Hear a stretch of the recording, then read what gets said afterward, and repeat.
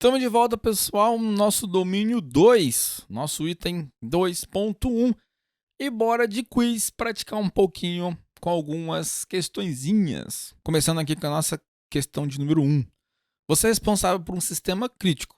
Em caso de desastre, esse sistema precisa estar operacional dentro de um período mínimo de tempo em um outro local, independentemente do custo. Nossa, que maravilha, hein? Você poder ter grana ali ilimitada. Qual das alternativas atende de melhor forma? Hot site, warm site, cold site, resilient site. Bom, um site resiliente, todos esses três é um site resiliente. Um site resiliente ali é algum tipo de configuração que você faz para você manter o seu site, operacional em caso ocorra algum tipo de instabilidade, né? Enfim, algum tipo de contingência que você realiza ali no seu site. Então acho que ela já tá errada já. A gente pode rasgar ela fora daqui. A questão aqui de cold site, warm site e hot site, eles estão aqui em níveis de rapidez operacional aqui, ó. Cadê? Não tem. Enfim, ele tá dentro de rapidez operacional de disponibilidade. O cold site é um site frio, que obviamente você vai perder algumas informações ali e ele demora um certo tempo. Porém, ele é o mais barato. Então aqui é em questão de velocidade, né, de contingência, de disponibilidade. E aí, daqui para cá, é o custo. O warm site ele está no meio a meio. Pode ser que você tenha ali um segundo site, mas ele não esteja tão atualizado quanto o primeiro, então você pode perder algumas horas, coisas do tipo. E o hot site, normalmente, ele é um site igual, né, ou tão próximo do primeiro site. Então, se o primeiro cair, o segundo já assume, obviamente, rapidamente ali. E aí, aqui, como ele está falando independentemente do custo, tem um dinheiro ilimitado, hot site, obviamente. Né? Você replica ali seu ambiente, faz um ambiente todo redundante. Isso não é barato, porque seu primeiro ambiente ali ele vai estar totalmente replicado a nível de hardware, software, né? Licenciamento e coisas do tipo, e você vai ter que utilizar ali um link muito top para você fazer essa equalização de dados ali em tempo real. A não ser que você utilize nuvem, mas mesmo assim, não foge dessas premissas básicas, digamos assim. E é justamente o gabarito. Bora lá para 2. Você decidiu implementar a criptografia TLS entre dois servidores para proteger os dados transferidos entre eles. Beleza. Qual das alternativas melhor descreve que você está implementando? Criptografia TLS, tá aqui, ó. Na própria pergunta aqui já tem a resposta. Dados em repouso, dados em trânsito, dados em processamento, dados em uso. Bom, vamos lá. Se ele está falando aqui para proteger dados transferidos, transferidos vem de trânsito. Processamento, não exatamente. Dados em repouso não, porque isso não está parado. Dados em processamento não, porque ele não setou questão de processamento, por mais que a gente saiba que isso vai ser processado. Dados em uso,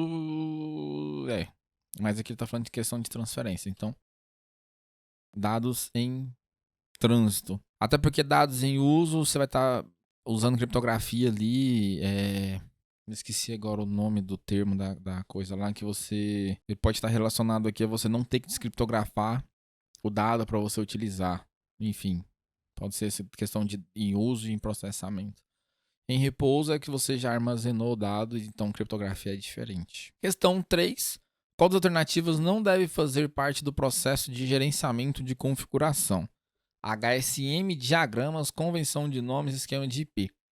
Não, de novo aqui, então a gente quer incorreta, deve fazer parte do processo de gerenciamento de configuração. Gerenciamento de configuração... Tem alguns itens lá que a gente estudou. Esse HSM aqui, para quem não lembra, é o Hardware Security Module, que é tipo o TPM da vida. Tem a ver alguma coisa com gerenciamento de configuração? Não, ele tem a ver com hardware e questão de armazenar coisas de criptografia. O professor já deu a resposta, né? Enfim, vamos discutir ela aqui pra gente entender. Porque, pelo menos, não sei vocês, mas pelo menos pra mim, mesmo que às vezes já tenha a resposta aí, você precisa entender Por que que a questão é aquela que é correta e as outras são erradas? Então vamos lá, diagrama. Esse gerenciamento de configuração é você fazer ali uma organização, uma documentação do que você configurou. Por exemplo, se você vai configurar um switch, você vai fazer a documentação disso. Você vai colocar normalmente ali o tipo da porta, se ela é uma porta trunk, uma porta de acesso, uma porta híbrida, porta de voz. Primeiramente, usuário e senha, se tem SSH, se não tem, como que você vai acessar, o IP desse switch, se você ativou um RSTP dele, coisa do tipo. Exemplo, né? E se você vai fazer isso a nível de rede, você vai ter que fazer para cada equipamento. Então você vai fazer ali um diagrama, pode ser. Coloca lá um switchzinho, ele tá indo para tal computador aqui, e aí aqui tem um roteadorzinho sem fio, tal, enfim. Vai fazer um diagraminha ali. Existe um padrão, existe algumas padronizações lá de imagens, coisas do tipo, mas enfim, você que vai definir seu gerenciamento ali. Por isso o diagrama está aqui. Convenção de nomes. Aí você tem lá o switch. O switch, acho que o símbolo dele é assim, né? Setinha pro lado assim. Aí tem um switch lá, você vai colocar assim no nome dele, Router 01. Ou você vai chamar lá ele de PC Central.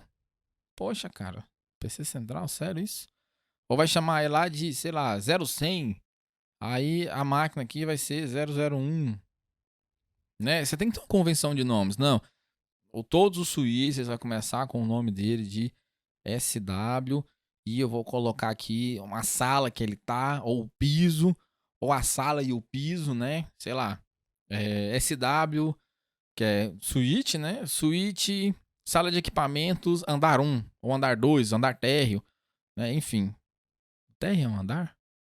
Boa pergunta, hein? Então, por isso tem a questão de convenção de nomes. Os computadores aqui, vou colocar um número autoincremente, eu vou usar o serial para identificar essa máquina de forma única na minha rede, enfim. Esquema de IP, você também tem que fazer ali, né? Você não vai ativar DHCP e de modo aleatório. Você tem que fazer um nível de organização. Normalmente, o pessoal separa esse esquema de IP aqui por VLAN e subrede, né? Por mais que a VLAN ela não seja uma subrede, normalmente o pessoal faz igual, né? Cada subrede ser uma VLAN, ou uma VLAN ter mais de uma subrede, enfim. Então, por isso que essas três aqui são corretas e HSM, que é um hardware ali que vai guardar informações de criptografia, está errado. Explicaçãozinha bem comprida aí, mas para a gente entender melhor a questão. Bora lá para 4. Qual das seguintes opções auxiliam a organização a estender as soluções de segurança no local para a nuvem? CASB, HoneyNet, HoneyFile, DNS Sync Role. A própria sigla aqui já ajuda. Cadê? Cloud Access Security Broker. Que é meio que o que vai fazer o meio de campo ali entre você e a própria solução de segurança ali na nuvem, né? Então é justamente isso. O HoneyNet com o HoneyFile, ele é questão de você fazer lá, lembra o conceito de honeypot, que é o pote de mel? Você deixar uma vulnerabilidade bem explícita ali, que ela é proposital para alguém cair nela. Então isso aqui tem a ver com a rede, você deixar uma rede, o honeyfile é um arquivo. E o DNS Sync Role, se não me falha a memória, se falhar vai ter um erro na edição, quando você faz aquela configuração de DNS para evitar alguns domínios. Provavelmente na edição eu vou verificar isso aí. Se não tiver correto, vocês vão escutar ali o Faustão gritando errou. Gabarito é A, justamente o que eu expliquei para vocês aí, que esse broker, ele é meio que faz um meio de campo ali entre o serviço local, o sistema local, para você e a nuvem.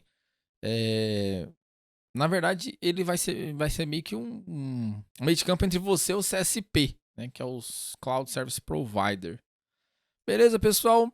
Terminamos aqui, então, o nosso item 2.1, bem tranquilo. Espero que tenham gostado e bora lá pro item 2.2. Forte abraço, até mais.